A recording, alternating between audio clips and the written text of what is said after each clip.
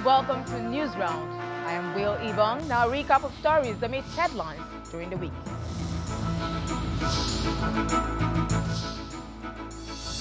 Daughter-in-law of former chairman of the People's Democratic Party, PDP, Mariam Sanda, faces death sentence as Supreme Court affirms conviction.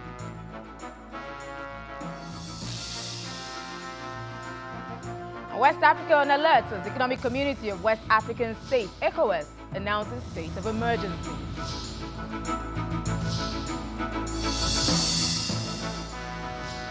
In court reminds former Labour Minister Chris Ngige in Kuje Correctional Center on an 8-count charge of corruption.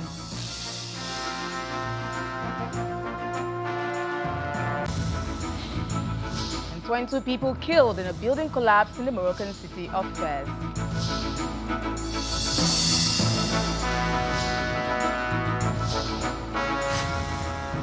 That's News Round in view. Now we begin with the Supreme Court, that has reaffirmed the death sentence handed to the daughter-in-law of a former chairman of the People's Democratic Party, PDP, Mariam Sanda, for committing culpable homicide. In a split judgment of 4-1, a 5-member panel of justices of the Apex Court restated the judicial pronouncement that ordered her death by hanging.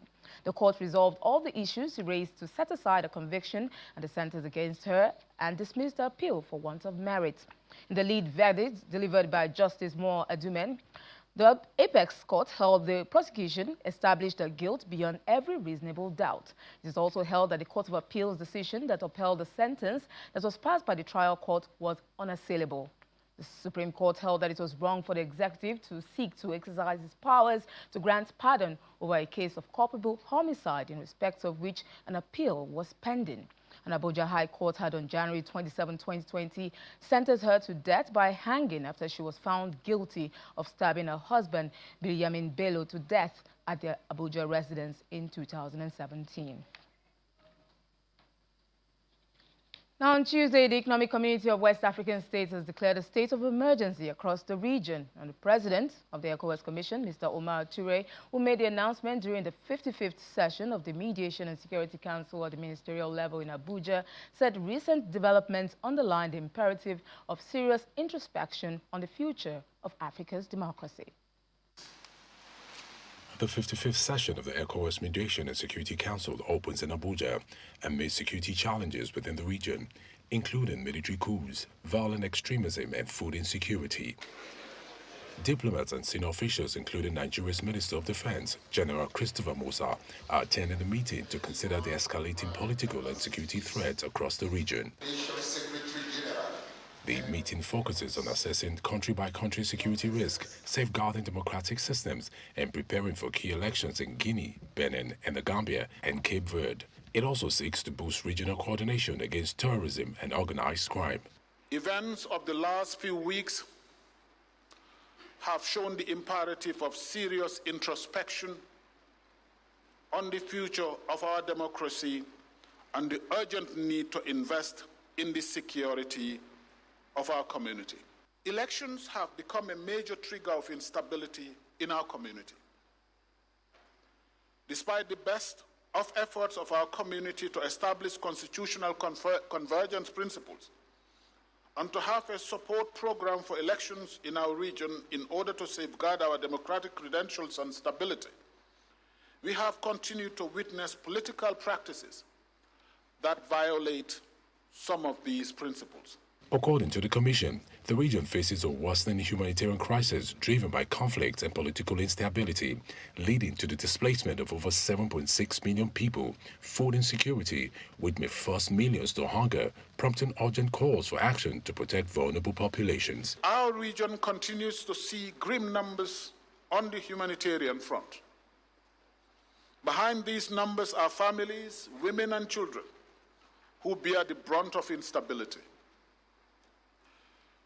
We must therefore take decisions and actions that will reverse this trend. The political and security climate across the community is becoming more fragile, and our citizens are understandably very anxious.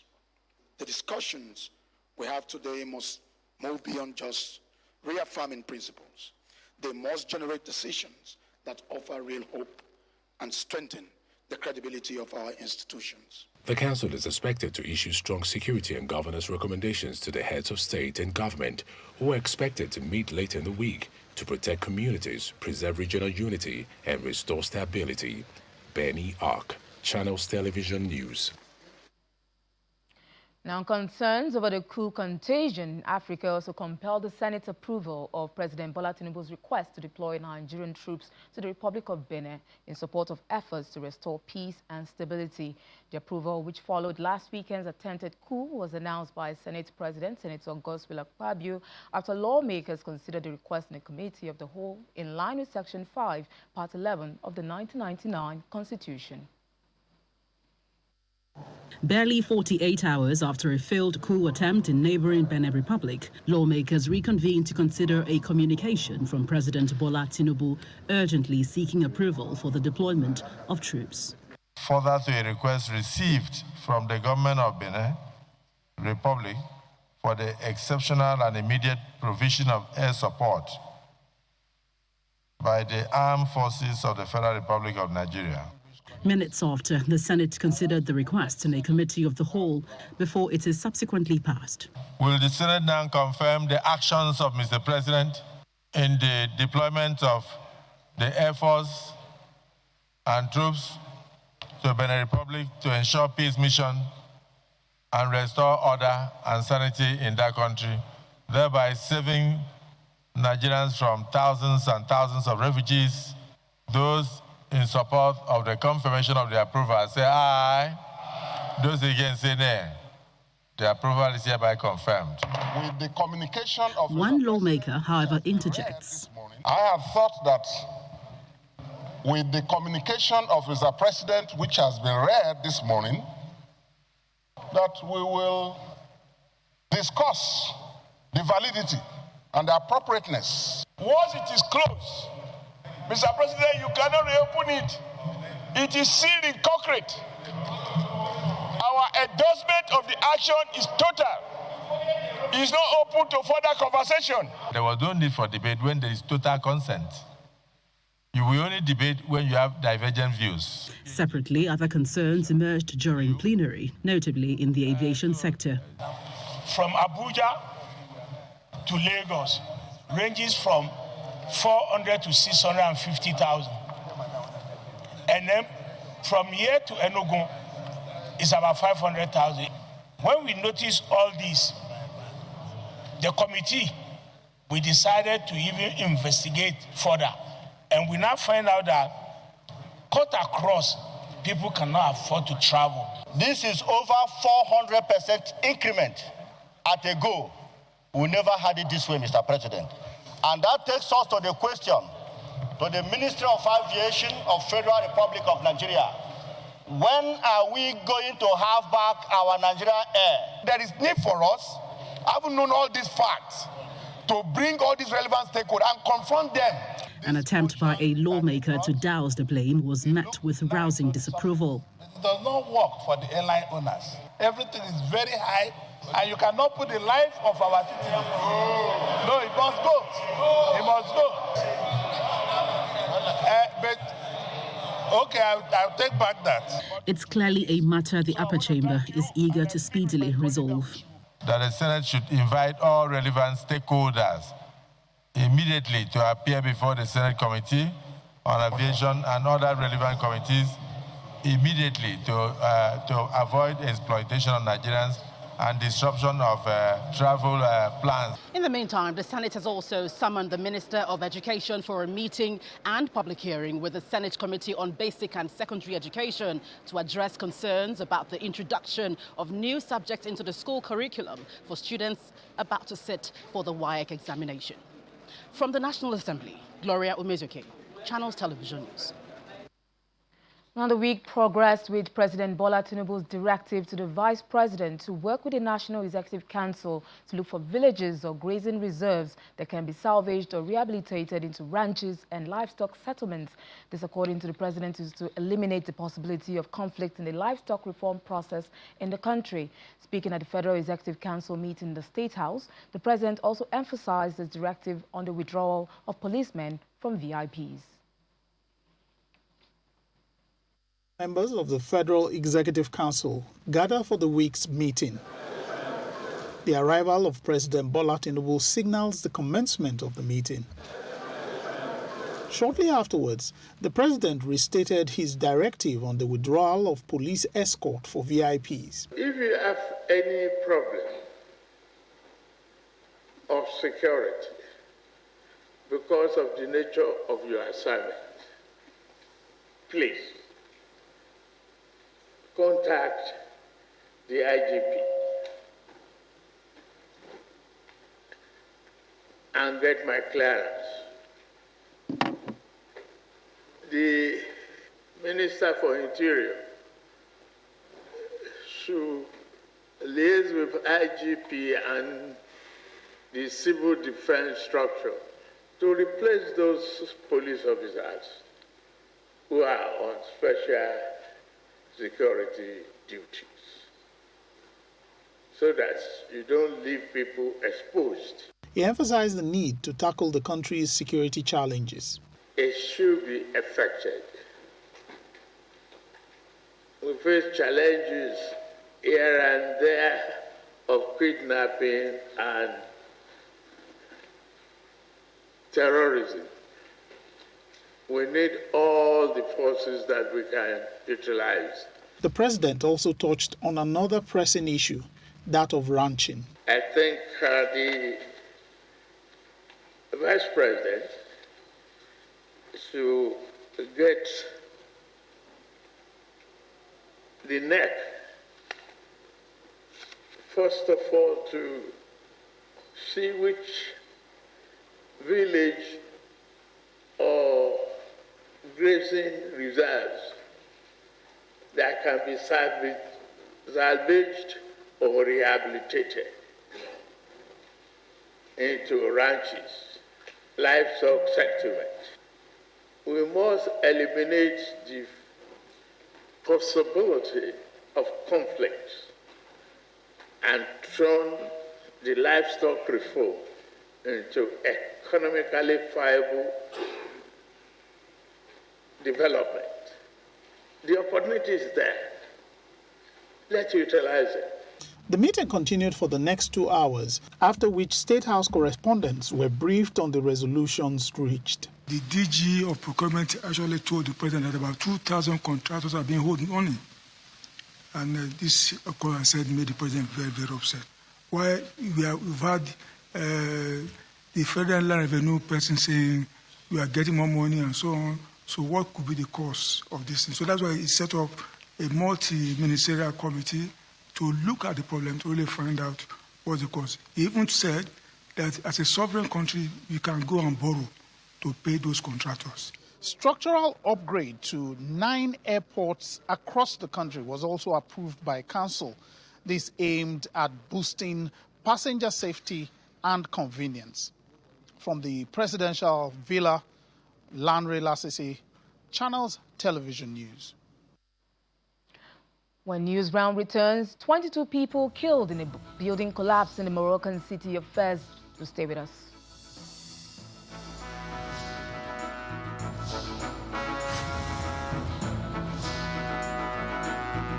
Welcome back. And the week closed with Justice Mariam Sanda of the FCT's High Court's order of the remand of former Minister of Labour and Employment, Dr. Chris Ngige, at the Kuje Correctional Center.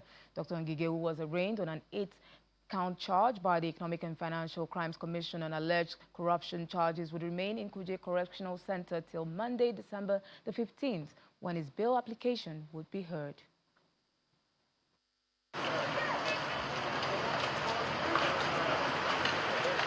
The former Minister of Labour and Employment, Mr. Chris Ngige, arrives at the Federal Capital Territory High Court in Gwarinpa District in the company of officials of the Economic and Financial Crimes Commission for his arraignment on alleged corruption instituted against him by the EFCC.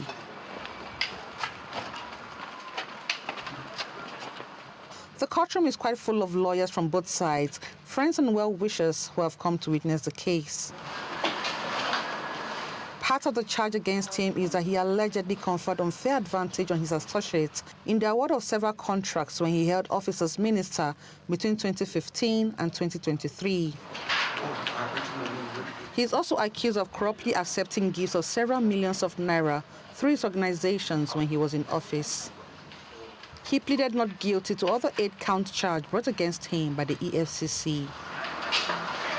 However, his bail application could not be taken as it was served on the prosecution shortly before the court's proceedings.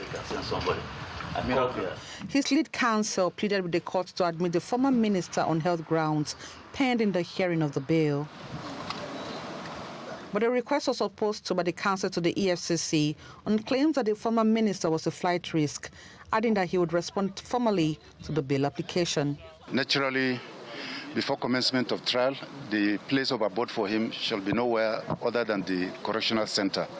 And that's the application we made to the Honorable Court. But they desired that the man should just walk home from here, while there is a pending formal bail application that has been filed before the Honorable Court, which we, the prosecution, need to react to. What I said to the court was that I'm happy that there's no allegation, and this is something that's worrisome in our country. There's no allegation that the former minister embezzled funds belonging to the federal government or funds belonging to the ministry where he was the minister, but that contracts were given to his cronies, or his associates.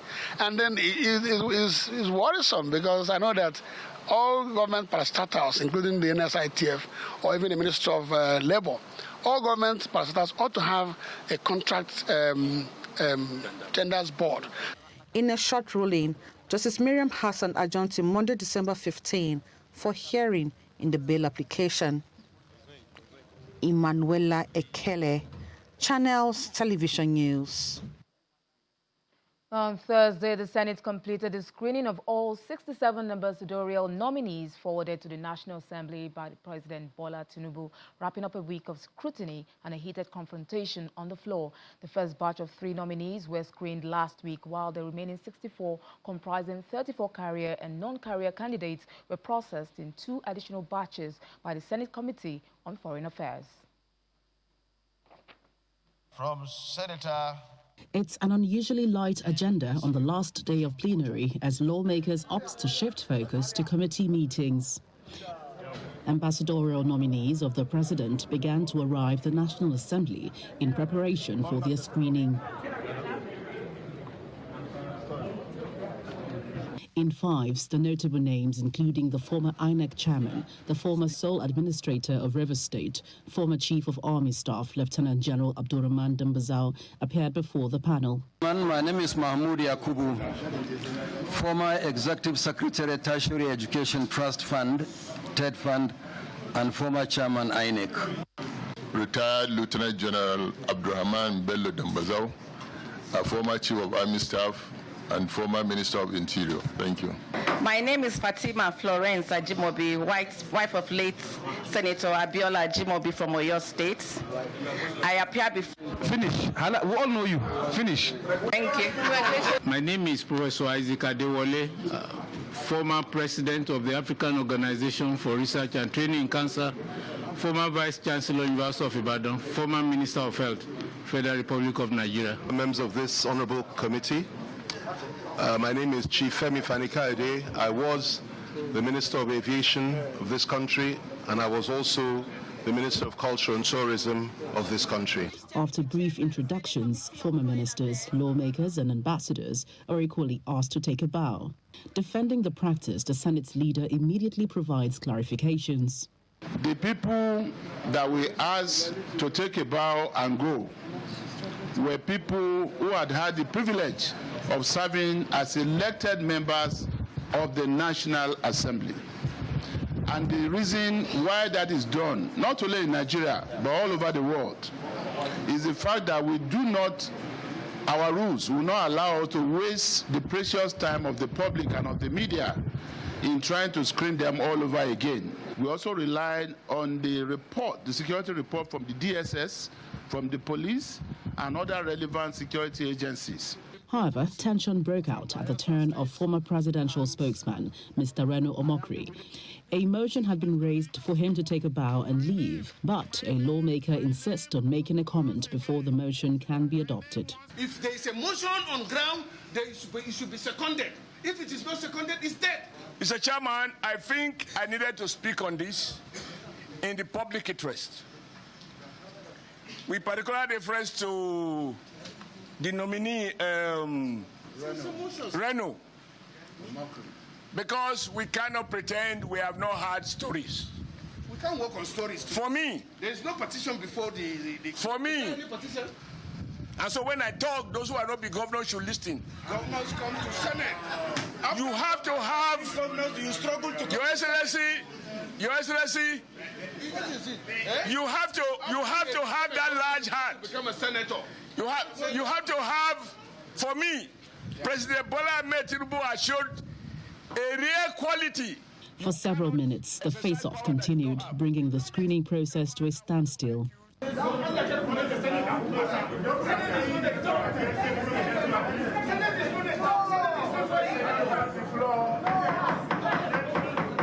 Senator Ndume, are you opposed to Omekri's nomination? No. Senator Shomon, are you opposed to the nomination?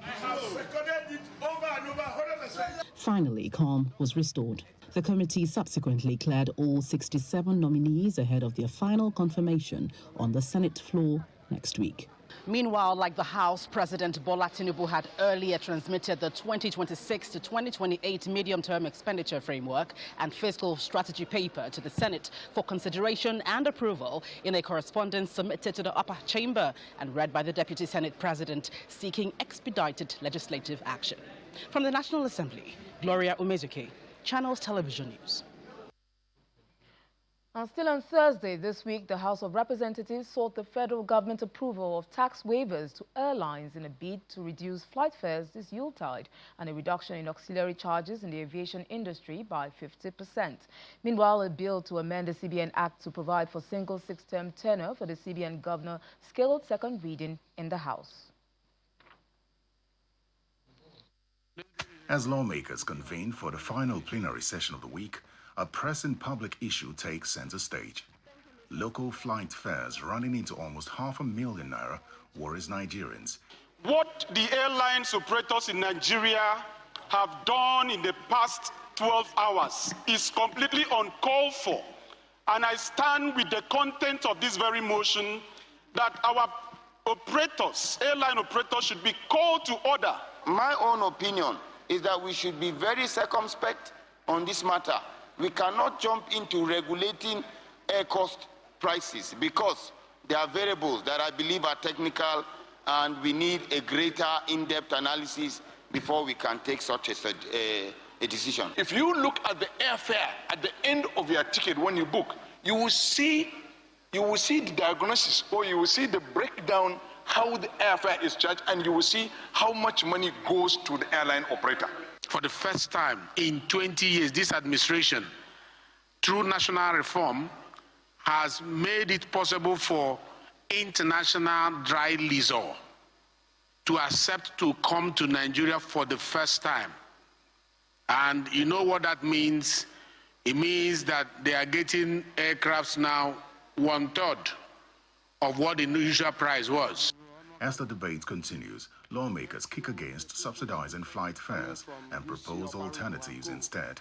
Urge the federal government to reduce the airport and other auxiliary charges by 50% during the festive period only. The House also resolves to urge the federal government to immediately grant tax waivers to airlines to reduce flight fares this Christmas season. The motion is adopted as amended, and lawmakers move to amend the Central Bank of Nigeria Act. Separate the role of governor and the board of director chairman to avoid concentration of powers and ensure professional oversight. The second aspect this bill helps to ensure is to introduce a single 6 years non-renewable tenure for the governor of the central bank and deputies. The third aspect of this bill intended to provide is to restricting ways and means of advances to 10% of the previous year's actual renewal. The bill, which scales second reading, also seeks to mandate a uniform exchange rate and prohibit use of foreign currencies for local transactions, as well as a 90-day notice before the redesign of the Naira. Terry Ikumi, Channels Television News. Newsround ends with a Black Wednesday in Morocco following building collapses in the city of Fez that killed at least 22 people and injured 16 others. The two four-story residential buildings came down the early hours of Tuesday. It contained 8 families. Fez is one of Morocco's oldest cities with parts dating back to the 8th century. It's also the 3rd most populous city in Morocco. Search and rescue is underway to find anyone still under the rubble. Several media clips show people digging and sifting through debris in the dark. Residents from nearby buildings have been evacuated as a preventive measure. And that's it on Newsround. I'm Will Ibang. Thanks for watching.